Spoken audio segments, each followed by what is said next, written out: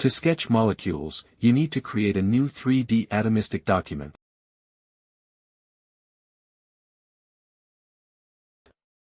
Select File New, from the menu bar, to open the new document dialog.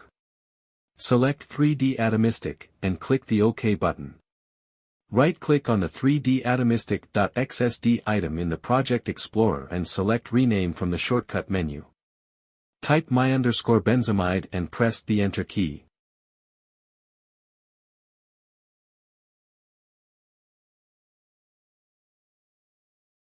To change to ball and stick default display style.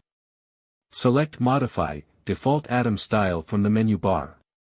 3. Click the Sketch Ring button on the Sketch toolbar.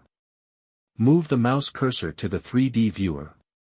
4. Click the Sketch Atom button on the Sketch toolbar. 5. To sketch with oxygen.